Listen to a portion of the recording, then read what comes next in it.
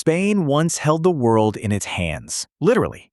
In the 16th century, before Britain, before America, it was Spain that ruled the oceans. One crown controlled lands from Europe to Africa, from the Americas to Asia.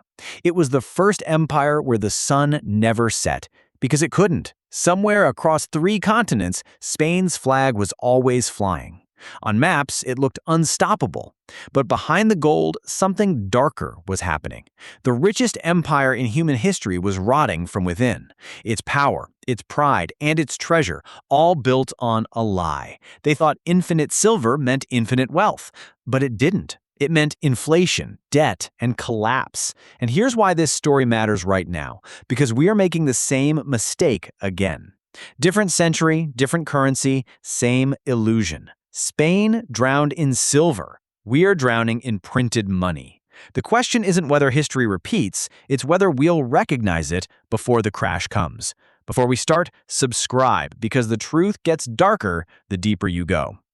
When Spanish ships crossed the Atlantic after 1492, they stumbled upon what looked like an infinite jackpot. Gold and silver in quantities no European kingdom could imagine poured into Spanish hands. The conquest of Mexico toppled the Aztec Empire and opened the mines of Zacatecas. A decade later, in Peru, the fall of the Incas revealed Potosí, a mountain of silver so immense it was called the mountain that eats men. For over a century, a conveyor belt of treasure ships carried that silver to Europe.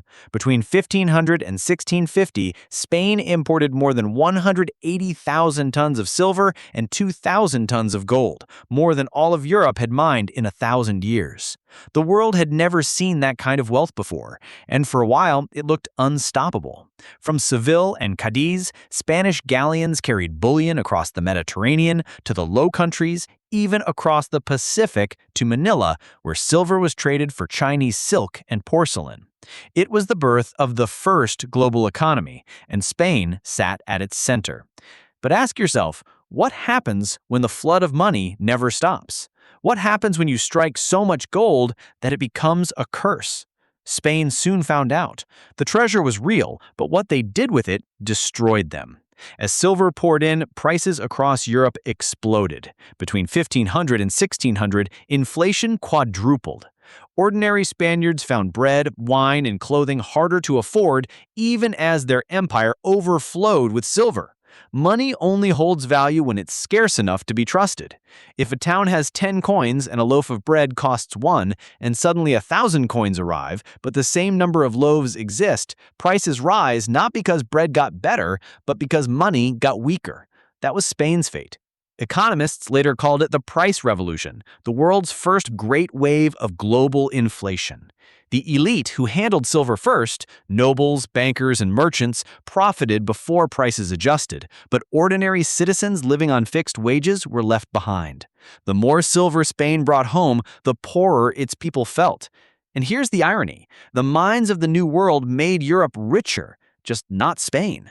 Rather than invest in production or innovation, Spain spent its fortune on imports. Italian merchants, Dutch traders, and German craftsmen grew rich selling luxuries to Spaniards who believed their silver would never end.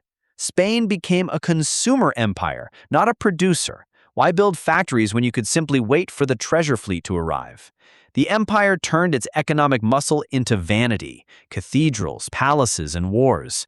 And those wars were endless. Spanish Habsburg kings saw themselves as defenders of the Catholic faith after the Protestant Reformation, and that mission had a staggering price tag. Silver from Mexico and Peru funded wars against the Ottoman Turks, campaigns to crush the Dutch revolt, and interventions across France and Italy.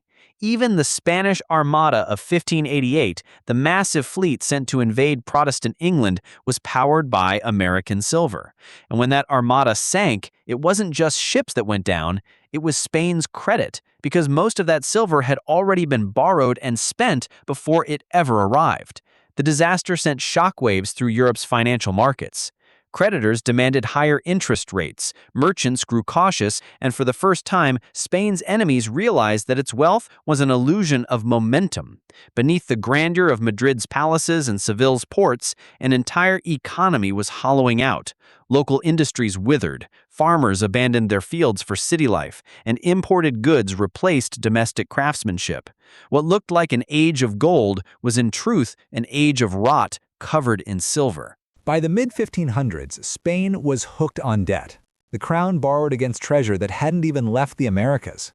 German banking dynasties like the Fuggers and later the Genoese advanced vast loans secured by future shipments. It was brilliant on paper, suicidal in reality. When a fleet was delayed by storms or captured by pirates, the loans couldn't be repaid. The richest empire on earth defaulted 4 times in 50 years: 1557, 1575, 1596, and 1607. Imagine Wall Street declaring bankruptcy every decade while sitting on mountains of gold. That was Spain's economy. But the world had learned Spain's weakness. If you wanted to destroy its empire, you didn't need to invade, you just needed to stop the silver. Every ship that vanished beneath the waves didn't just sink treasure, it sank confidence. Creditors panicked, interest rates spiked, and Europe's bankers began to see Spain not as a superpower, but as a desperate borrower chasing its next shipment.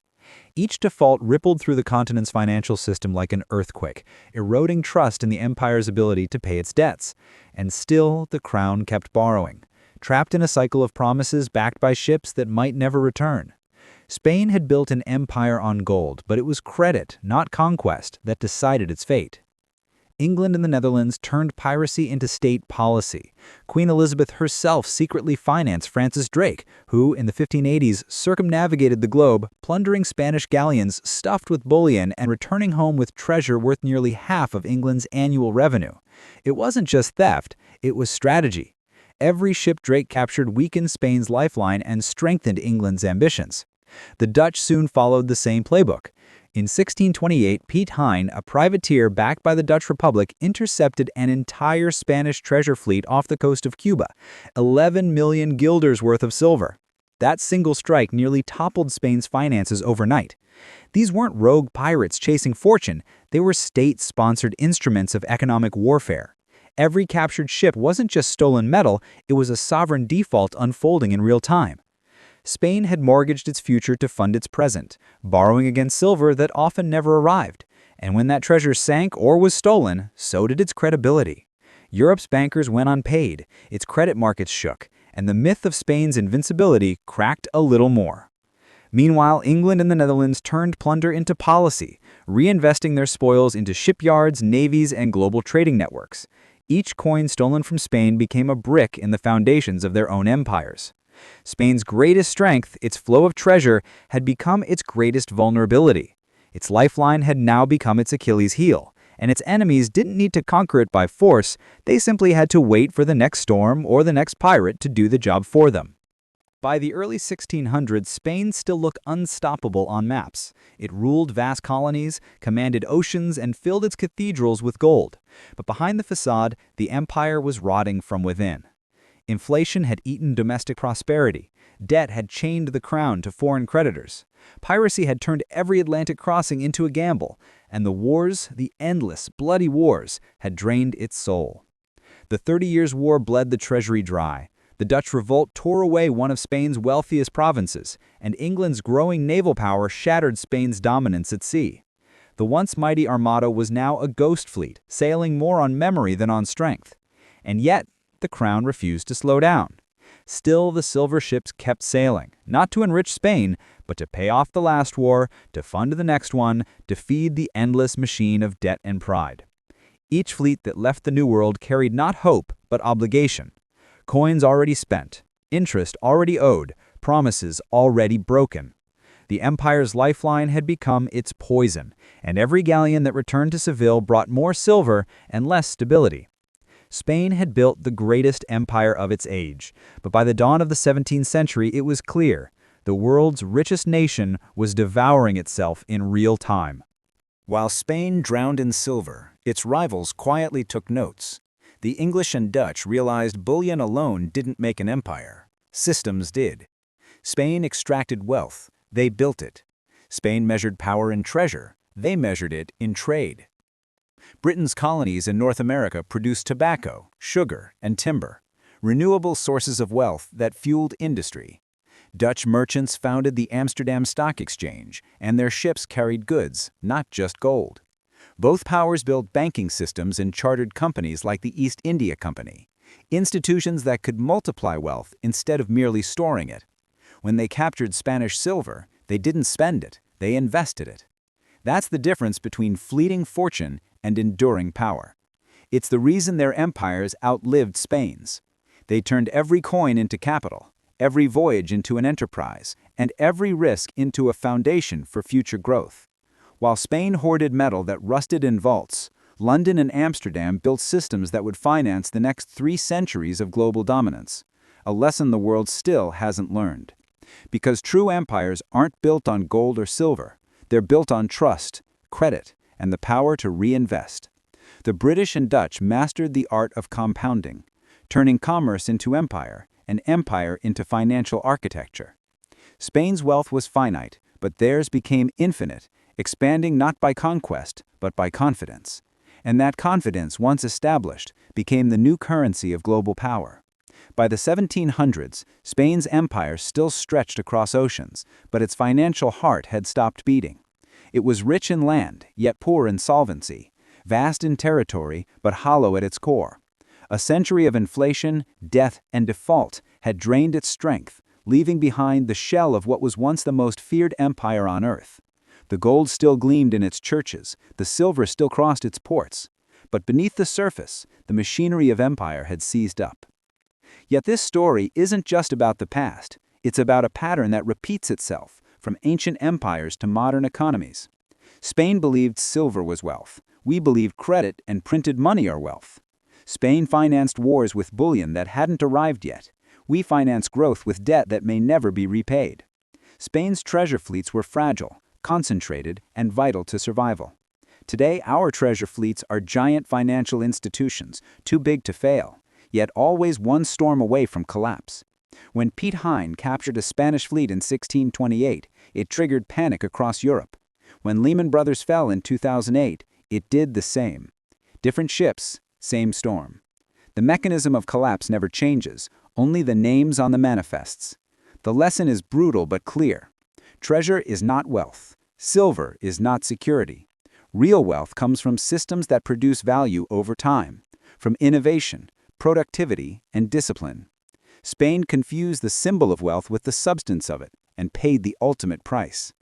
Even today, nations keep repeating the same illusion, believing they can borrow, print, and spend their way to power.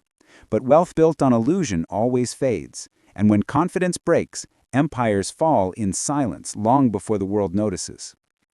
By the mid-1600s, Spain's empire was a shadow of itself. Its coins were still stamped with royal crests, but their silver content had been quietly reduced. Its credit was ruined, its wealth illusionary, and its rivals had already inherited the future. Yet every empire that follows believes it will be different. Rome thought its gold would last forever. Spain thought silver would make it invincible. And today nations believe printing money will keep them afloat, that paper can replace productivity, that confidence can outrun consequences. But history disagrees. Money without productivity is illusion. Debt without discipline is decay. And when a society mistakes liquidity for prosperity, it's already in decline. The Spanish Empire didn't collapse overnight. It eroded, silently, from within. One coin, one loan, one false assurance at a time. Its leaders believed wealth was a resource that could be summoned endlessly, and in doing so, they traded stability for spectacle. Spain's story isn't a relic, it's a mirror held up to every modern superpower built on borrowed time and borrowed money. Empires don't fall when they run out of gold, they fall when they run out of credibility, when the world stops believing in their currency, their word, and their strength. And if the richest empire in the history could go bankrupt, chasing its own treasure, what makes us think we're immune? History may not repeat, but it always rhymes. If this gave you a new perspective, hit subscribe because history doesn't just tell old stories, it warns the living.